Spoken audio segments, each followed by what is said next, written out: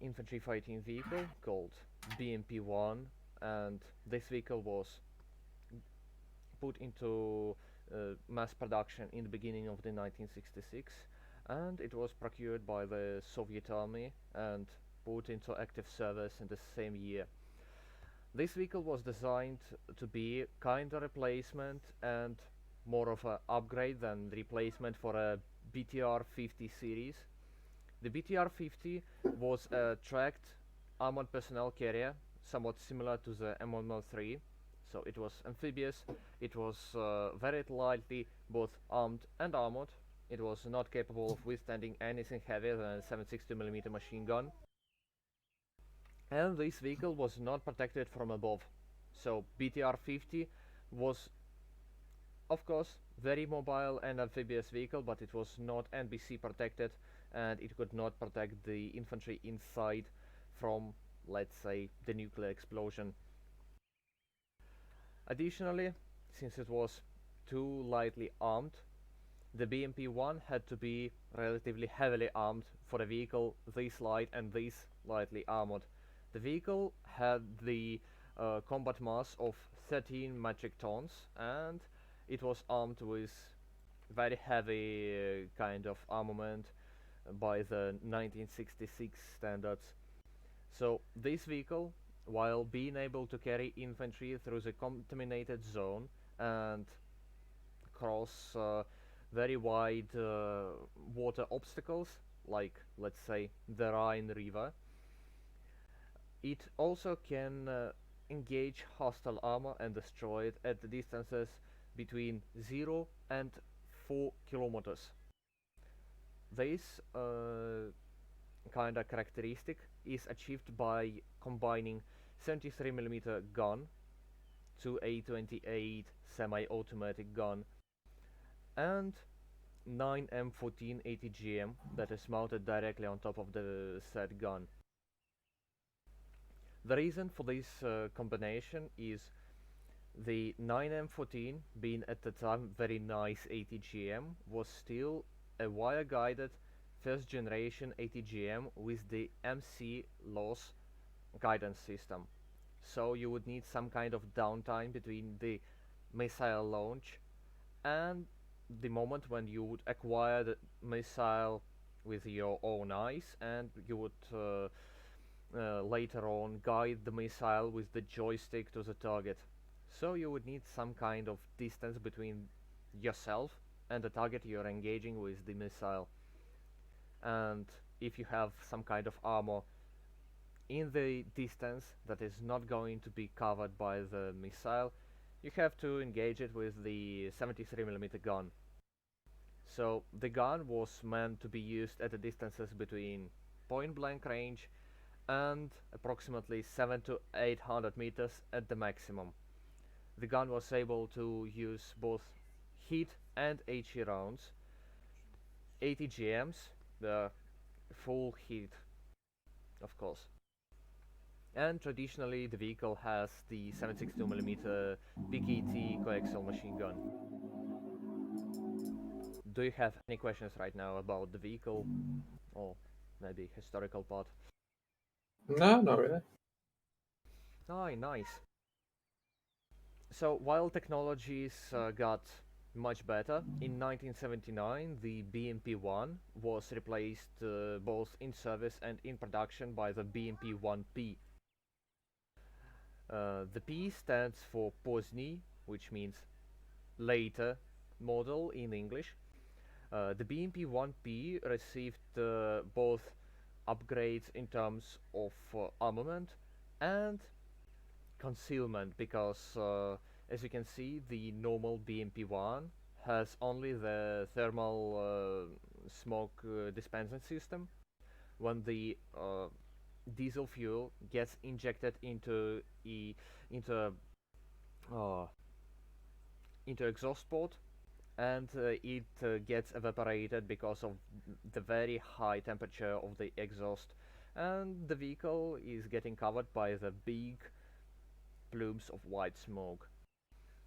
Additionally to this system, the BMP-1P received the smoke discharges on the back of the turret, so it can cover itself with the smoke grenades while maybe exiting the AO or not being able to move at the moment.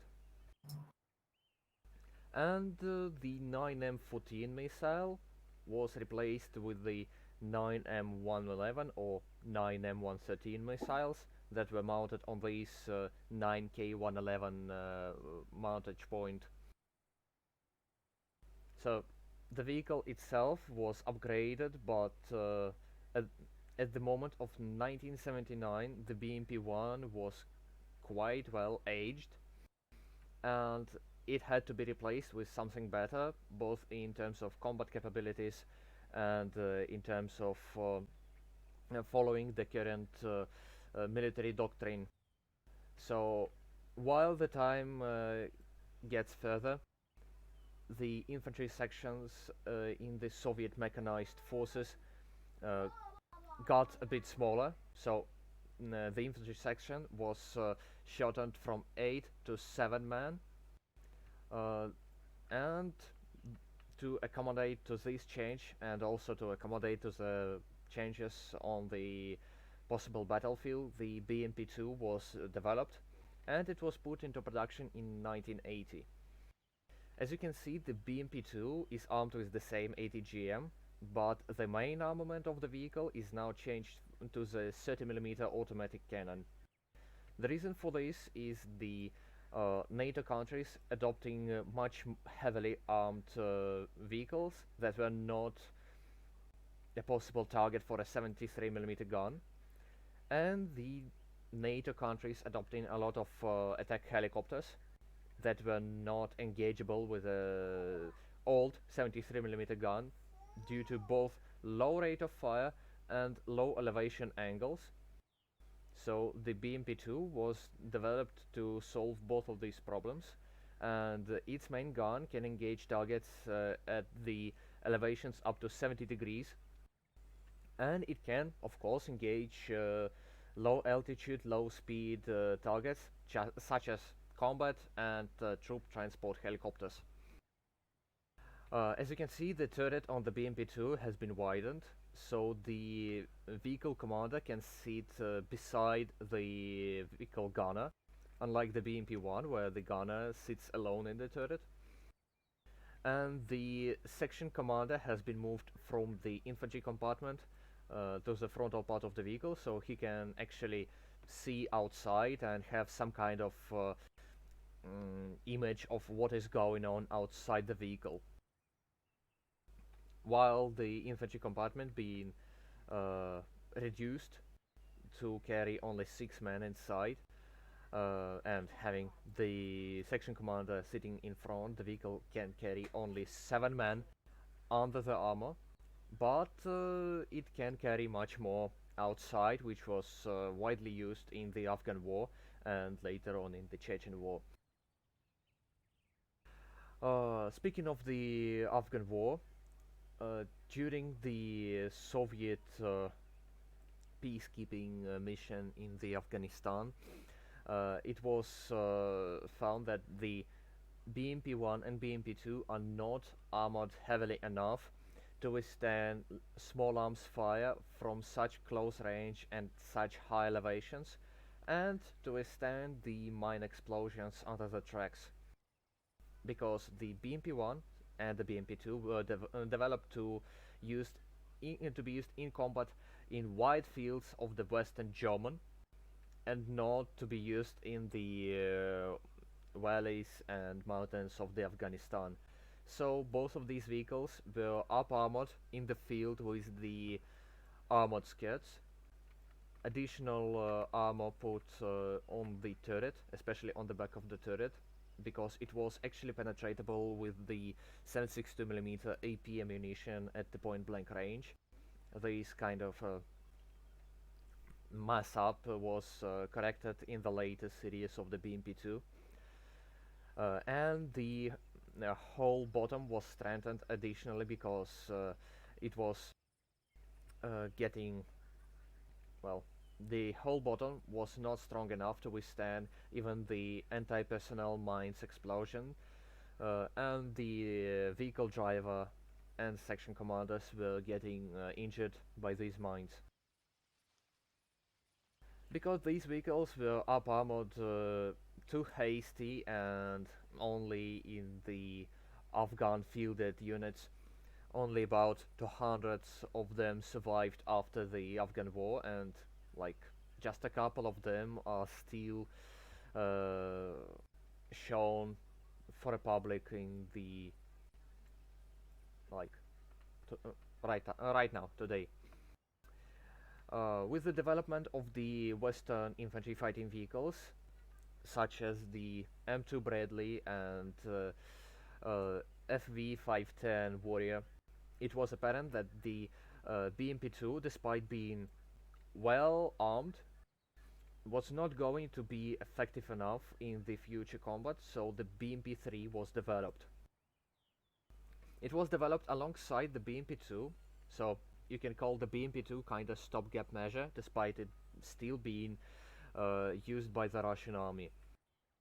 The BMP3 is armed, as you can see, with the 100mm gun / 80 GM launcher, the 30mm automatic gun 2A72 with a slightly better recoil dampening system, unlike the BMP2, which is armed with 2A42, and 3 PKT machine guns. One is coaxial to the main armament, and 2 PKT machine guns are placed in the frontal part of the hull.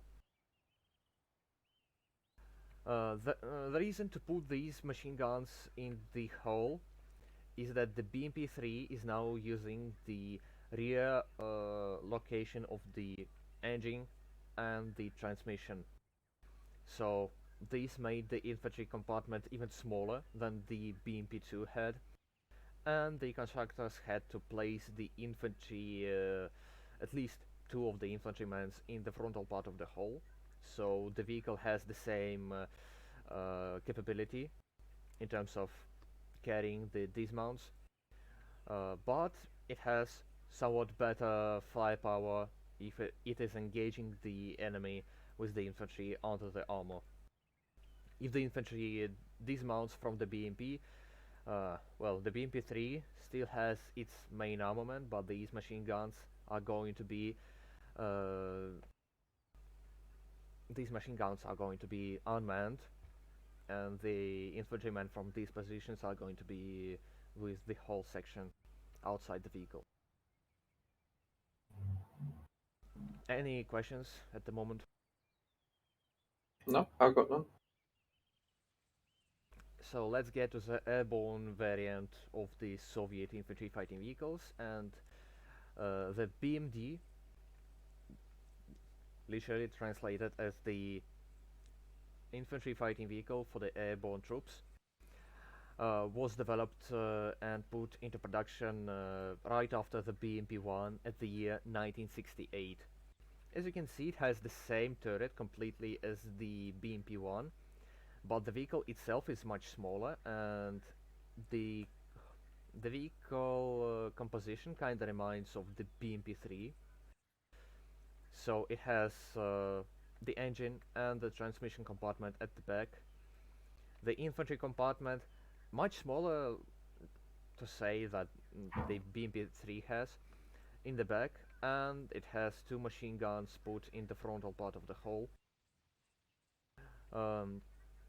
Just like the BMPs, the BMDs are completely self-floatable, and to be able to cross the water obstacle, they just need to deploy this wave braking system and deploy a snorkel in the rear part of the hull, just like the BMP-1, and the vehicle is able to cross the water obstacle, unlike, let's say, the Bradley, that of course can float in its first variant, the M2 Bradley, but you have to deploy the very high rubber skirts, like the Sherman duplex drive that was used in the Normandy beachhead landing. And the BMP-1 was the first Soviet airborne vehicle to be dropped with the crew inside. The reason behind this is when you're dropping the vehicle from the airplane, you have to drop the infantry and the crew without the vehicle itself, and first of all, they are going to be uh, not able to use the vehicle directly after being dropped. So they have to find the vehicle, mm, turn on the engine, warm it up, and then use it. With the gunner and driver sitting inside the vehicle, they can be dropped with the BMP, and they can start the vehicle and get it to the battlefield directly after being dropped.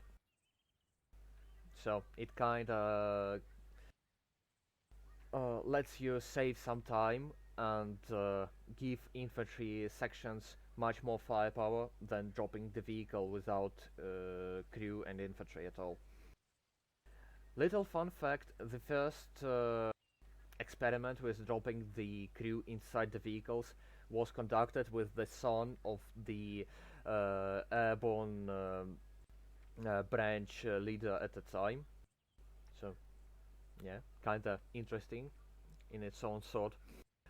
In the 1979, just like the BMP-1, the BMD-1 was replaced in production by the BMD-1P. So the BMD-1P was armed with the same ATGM system as the BMD-1, uh, and in some vehicles it did receive additional smoke discharges. On the vehicle we have in the armor it does not, which is kinda strange. But the both BMDs and BMPs had one additional variant. It is called BMP-1K or BMD-1K. K stands for command vehicle, and these vehicles were meant to be used by platoon and company commanders. These vehicles were completely the same infantry fighting vehicles, but they were equipped with additional radio stations inside for a long-range communications. Uh, don't mix up these vehicles with the BMP-1 KSHM and BMP-2 KSHM vehicles, because KSHM stands for Command and Headquarters Vehicle, and these vehicles were just the chassis with the very big um, infantry compartment inside that can accommodate, let's say, a regiment HQ inside.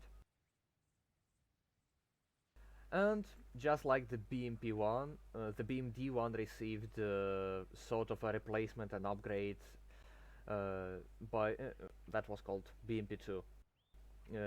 Sorry, BMD-2. So the BMD-2, as you can see, follows the same rule of replacing the 73mm gun with a 30mm gun, and replacing 9M14 missile with the 9M111 or 9M113 missile.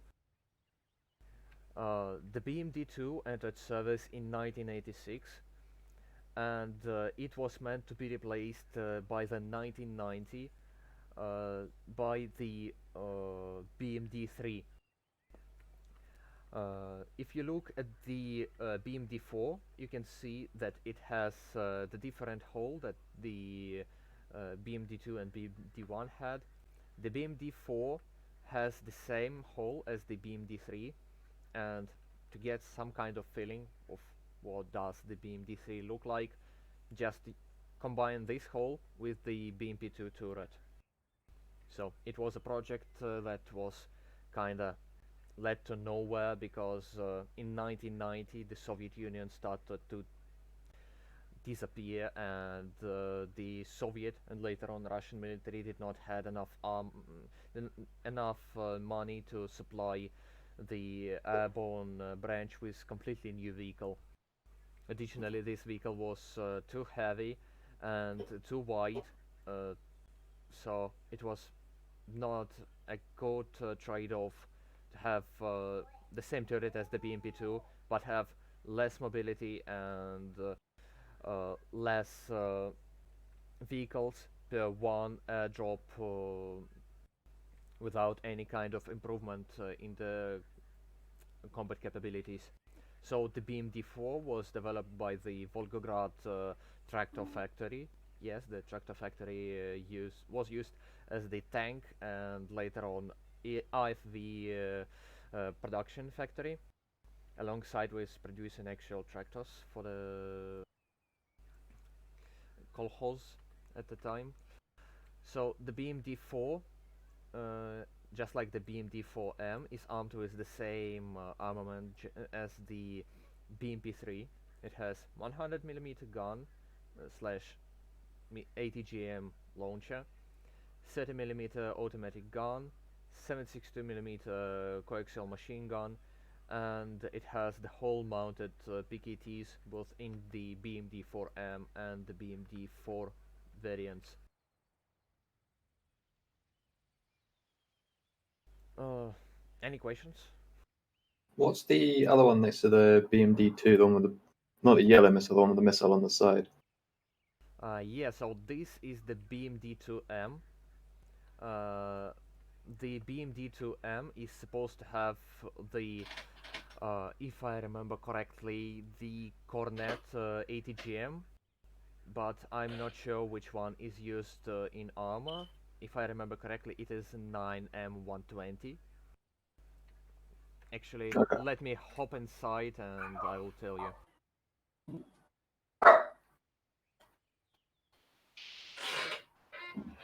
Because BMD2, unlike the BMP2, had a lot of M modifications because M stands for modernizirani, modernized, and these variations were produced by the Volgograd tractor factory up until 2008, trying to get some contracts to get these vehicles up and running and get some money. Unfortunately, by 2008, the Volgograd track factory was closed. It was bankrupt, so no further variants were developed up there.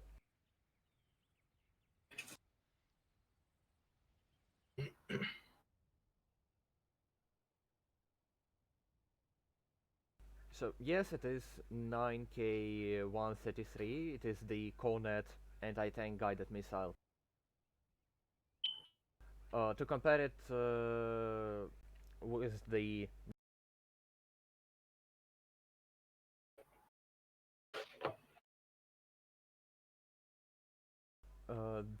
9M133 Cornet is capable of penetrating over 1000 millimeters of armor behind the explosive reactive armor, approximately 1250 millimeters, something like that. And the 9M111 is capable of penetrating only about 600 millimeters of armor without explosive reactive armor. So, while penetrating ERA, it can penetrate up to approximately 300 millimeters of armor. 9M113 is capable of penetrating 800 millimeters of armor without ERA, and 9M113-2 is capable of penetrating the same amount of armor, but with the explosive reactive armor being neglected. Okay. Yeah, because it uses the tandem charge warhead.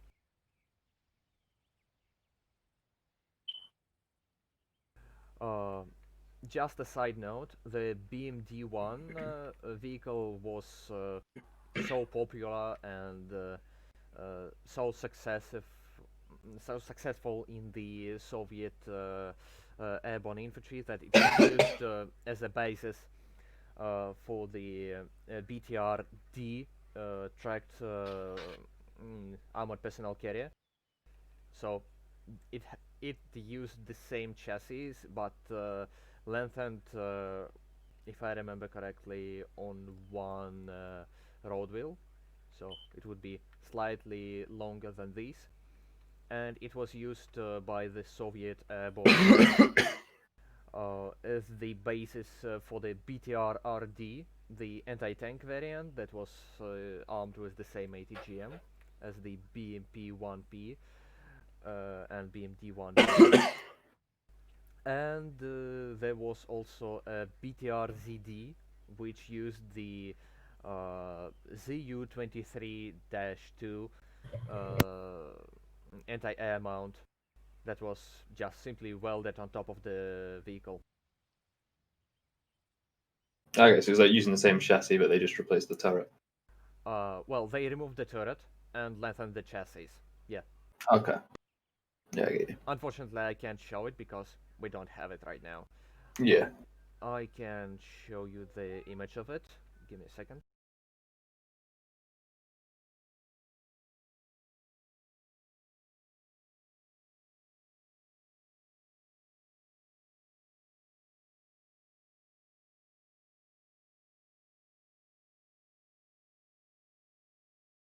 Can you load a bit faster?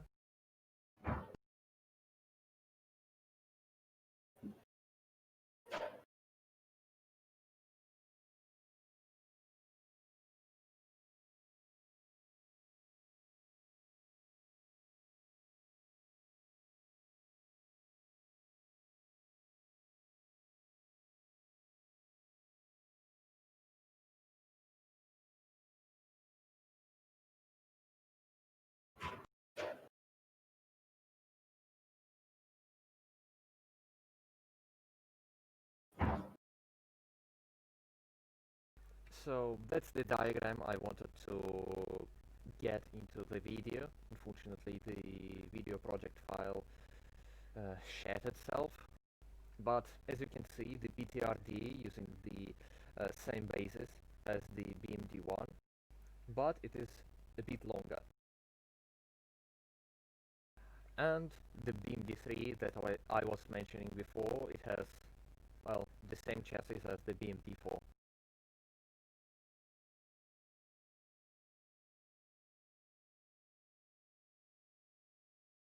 Any other questions?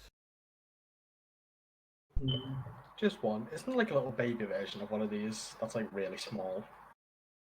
Or am I remembering incorrectly? You mean the BMD? Or what? Like it's a really small one that doesn't really even have a turret. It's just The an armored. BTRD is the armored personnel carrier. It sacrifices the turret, and it has a bit longer chassis, but it can carry the full infantry section inside, plus possible a part of the platoon command inside. While the BMD1 had to carry maximum of 5 men inside. While the normal infantry section was about 8 men at the time BMD1 was created. So, just, well, the BTR-D is kinda similar vehicle to M113 in these terms. But unlike M113, it can airdrop. It can be airdroppable with the airborne infantry, and can support it with the fixed forward machine guns mounted in the hull.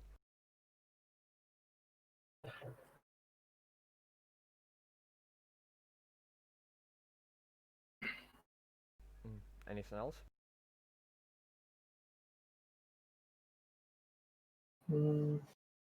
But like the kind of troop compartments, would they also have like supplies for the troops, or would it just kind of be just seats really? Well, in the Soviet and later in the Russian practice, it is common to carry some spare ammunition, maybe a couple of disposables in the uh, well, in the boxes outside the vehicle. So, as you can see right now, it is actually modeled in the armor. So, to carry supplies for the infantry, while BMD1 is not the biggest vehicle in the possession, it can still carry additional ammunition outside the vehicle. Of course, it is not as safe as inside, but still better than nothing. Okay, yeah. So they would prefer they use the outside more than they'll use like inside for storing stuff. Well, of course, you can store the ammunition inside, but where would you store the infantry? Yeah.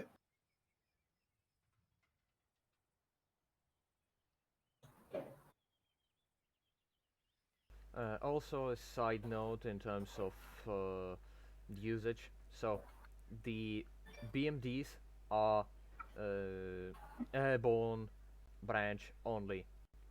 So, if you see BMDs, you can safely say that you are facing currently a Russian airborne branch.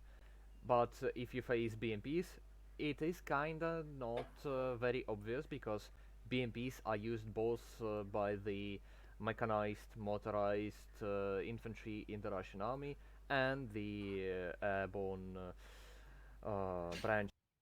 Just like the airborne branch has heavy regiments that consist of BMPs and T-72s. The point of these elements are to be transported to the nearest captured airfield so they can unload MBT's heavy armor and support the airborne infantry that just captured the airfield with their relatively lightly armored BMDs. Also by the Russian and Soviet uh, Soviet airborne branch, uh, there is one vehicle that is used and that has somewhat similar chassis to the BMD-3, but just like with the BTRD, it was lengthened. And this vehicle is equipped with the 125mm smoothbore gun, similar to the gun used on T90, T80, T72, basically every Soviet MBT with the autoloader system. So these vehicles are all currently in use by the Russian army. Just treat them like very light anti-tank self-propelled guns.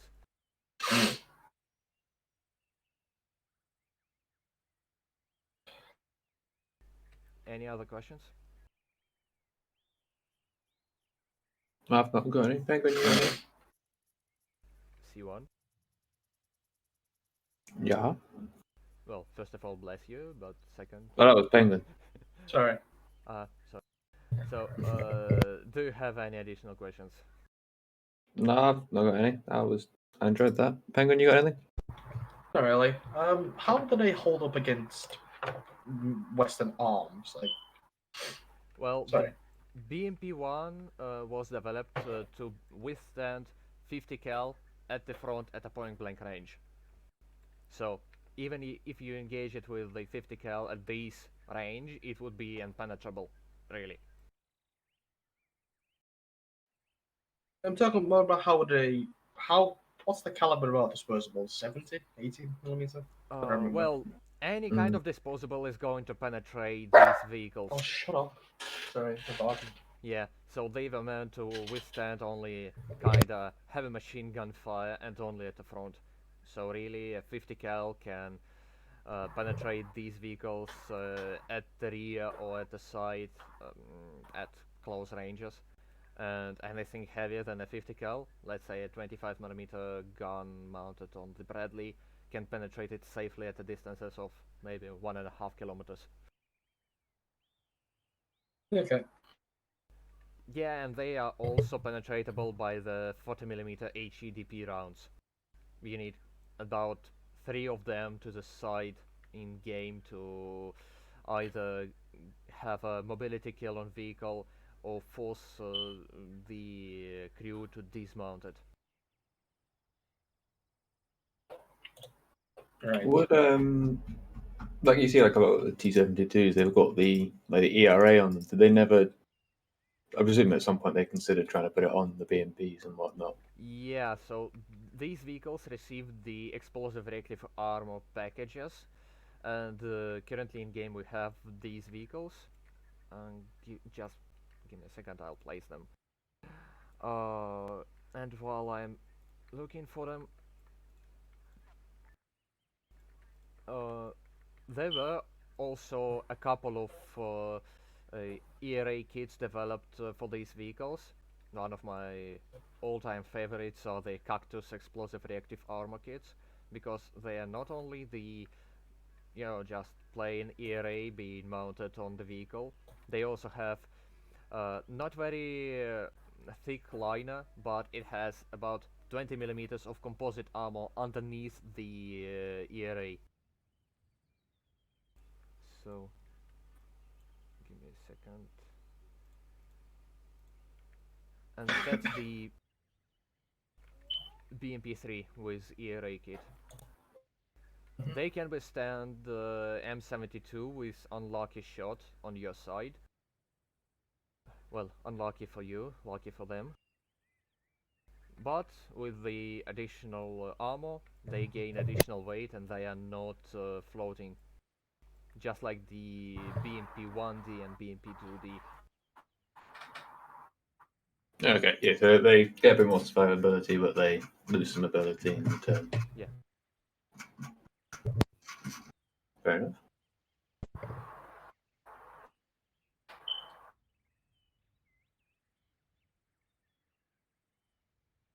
Anything else? Like, except for ERA, they received the flare systems for the gunners. So they can see not only in the day situation, but also at the night.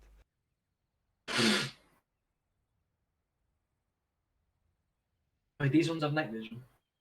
Of course, they have night vision. The BMP-1 and BMP-2 had only the passive night vision systems, and they had the infrared searchlight just to amplify the ability to see in the night situation.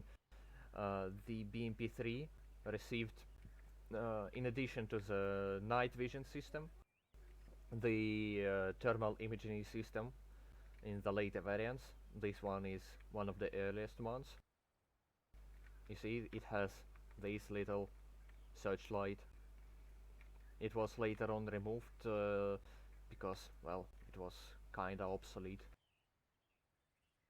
So, for example, on this vehicle, you don't see the searchlight, and it has the thermal imaging sight on top.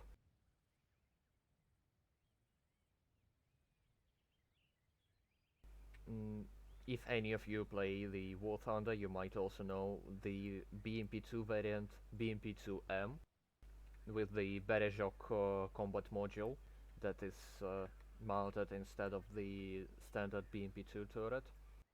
It has this ATGM removed from the top of the turret, but it has 4 additional Cornet ATGMs mounted on the turret sides.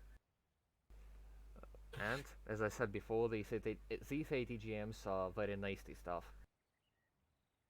Especially since the gunner on the BMP-2M received the same thermal imaging sight as the BMP-3 gunners. I've got another question. Yeah. Why did they all have the additional 2 launchers on them? It seems like something that won't be hard to add to everything. Because of additional killing capacity. You Wait, mean, you mean on the BMP3s? Yeah. You mean Because the cannon does it, doesn't it? yeah, so the BMP-3 has already built-in 100mm ATGMs that were launched from the 100mm gun tube. So you don't need to stick yourself out from the vehicle, like on the BMP-2 and BMP-1P, to aim these ATGMs and fire them. Why would you add unwanted weight on top of these vehicles? I don't know, it just seems like you could always have a backup in case the gun gets taken out. Well, if your cannon is out, probably your whole vehicle is out. Yeah, probably if the guns got shot, you got shot too as well. Remember, this is not an MBT where you can kill the gun and say, well, the crew might be fine, but the vehicle is not able to fire anything. That's the BMP-3. If you fire something bigger than the 25mm gun, which the vehicle is supposed to withstand at the range of 1 kilometers from the front, Well, if you disable the gun, you probably disable the crew inside it as well. A fair point. I did change the color of them. Was that just the camo? Well, if I remember correctly, the Soviet camouflage pattern was later on changed to the bit more modern Russian camouflage pattern. But in practice, well, in game they are much more different than in real life, because uh, as you can see, BMP-1 and BMP-2 are still in the Soviet kind of camouflage type, and the BMP-3 is in the modern one. Yeah, they tend to stick out when in the desert. That's great. Yeah, so in reality, the BMP-2s that are still in the Russian army, they are completely repainted to the modern standards. Mm-hmm. So that's not the case in real life.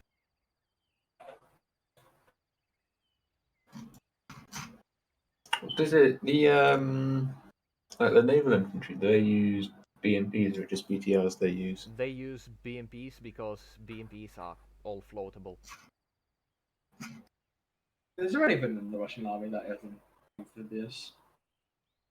You mean the naval infantry?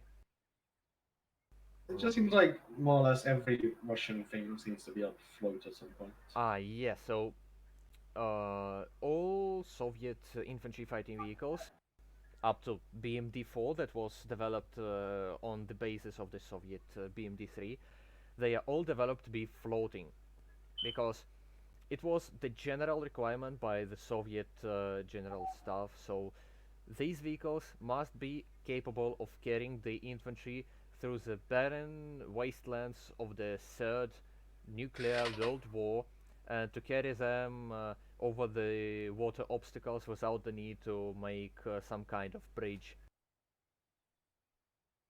So all these vehicles are completely NBC protected, and they are all self-floating. How did you get a Titan mortar machine to float? Well, as you can see, these vehicles are kinda spacious on the outside, and they are very lightly armored.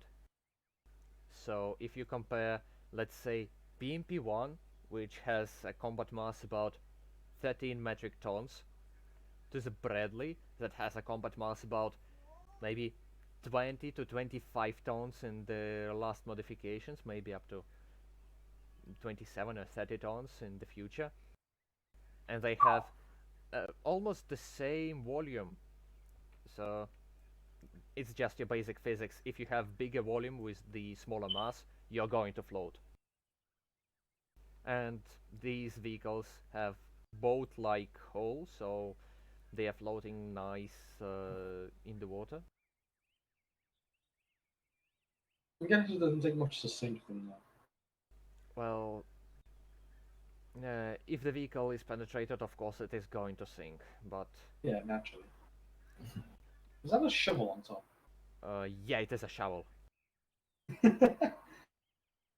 You know, if you're stuck in the mud, you want to have a shovel. Yeah, it just That's seems why they like got it the logs on the seems like it'd get in the BMP2. way of the turrets a bit. Well, the way it's low down, so. And on the BMP-2, you have the Soviet secret technology, the space log on the back, so you can attach it to the tracks and get yourself out of the mud, just like almost any Soviet and Russian vehicle, Hey, even on Quaz, even on the MBTs. But is it true that the Soviets used infantry as extra armor for their vehicles? It's a fucking meme, Penguin. oh no, no fucking way! Someone believed this fucking meme. No fucking way. Well done, So Penguin. I had to So ask. the I've reason seen it, but I'm not entirely sure. I'm going to give you a small lecture on point of why did they use that. So the problem with the Soviet military in the 1942, 1943, 44, and 45 was Unlike the Western militaries, let's say British, American, Canadian, German, the Soviet forces did not had enough half-tracks, trucks, armored personnel carriers that would be able to carry the infantry on the same rough terrain as the tanks can. So they used the tanks to carry the infantry, and while assaulting maybe some kind of in some kind of urban terrain, they used infantry on top of the vehicles. So when they enter um, some kind of built, you know, when they enter some kind of urban area, they can quickly dismount the vehicles and clear the houses around the vehicles, so no little German Hitlerjugend with the Panzerfaust can harm the T-34. That's the point of carrying the infantry on top of the armor. Okay. So yeah, you can say that they used infantry as an additional protection, but not as the armor in the full meaning of this word. Sort of like the preemptive active protection system. I'm just remembering because that's where we used Russian gear and we had people on top of the BTRs when we went over the water. Ah, this point. So the BTRs and the BMPs are considered not very mine-resistant vehicles. So the infantry in the Afghanistan and Chechnya preferred to ride on top of the vehicles. And it is actually much quicker to dismount the vehicle by just jumping from the vehicle from the top of the IFV and not opening the rear or the top hatches and trying to climb out from the I'd window. imagine that would be quicker. Yeah. Knowing my luck, I'd jump at the top just to step on an AP man.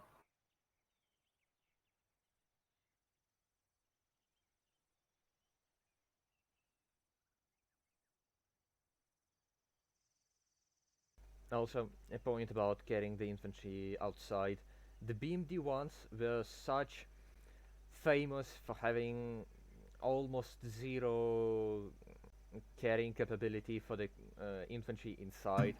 So, despite all the doctrines, all the official regulations, in in reality, the BMDs carried the infantry outside. Because to fit inside, you must be about 160, 170 in height, and it is not too much if you consider requirements for the airborne troops.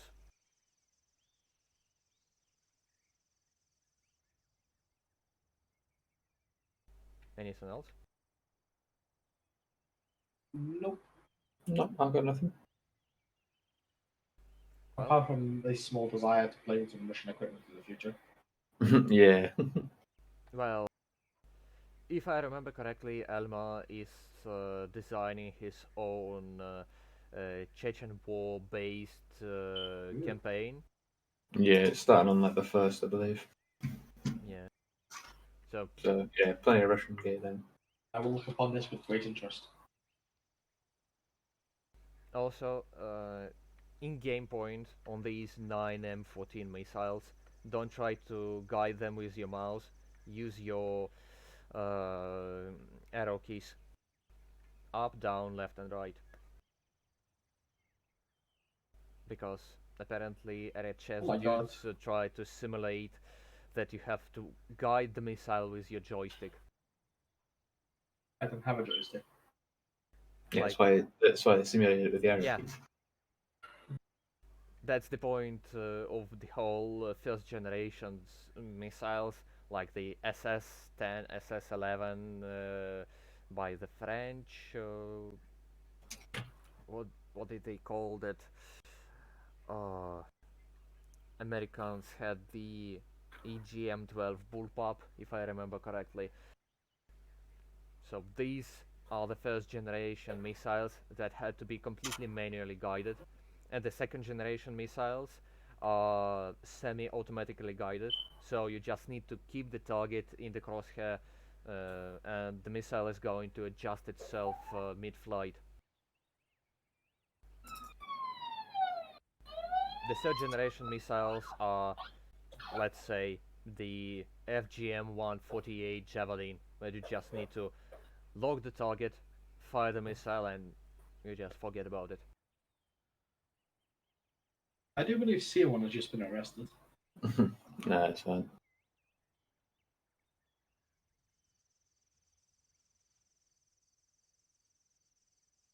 Well, if that's all, I'm just going to stop the recording. Thank you for attending. At least someone is listening to my lectures. No, thank you very much for doing it. It was interesting. I And enjoyed that. I guess the next time I'm going to make some kind of the same guide into, let's say, the Kalashnikov series and the whole lot of the Russian attachments for the small arms, because you're going to actually have the need to use them in the upcoming campaign. And RPGs. Well, I made the whole guide on RPG. Yeah, it's in. I don't have access to it anymore. Like training something. It's in one of them if you scroll up. Training updates or I something. think or I've training watched docs. this and just Yeah, so lost it from memory. if you need that video, I will link it both I in the found it. description for the video in my YouTube channel and just maybe send you a link. Yeah, don't worry, I found it. Well, that's nice. It's got possibly the most complicated site I've ever seen on it. It is not complicated. It is just trying to Is that There's so? just lots to it. compensate for everything.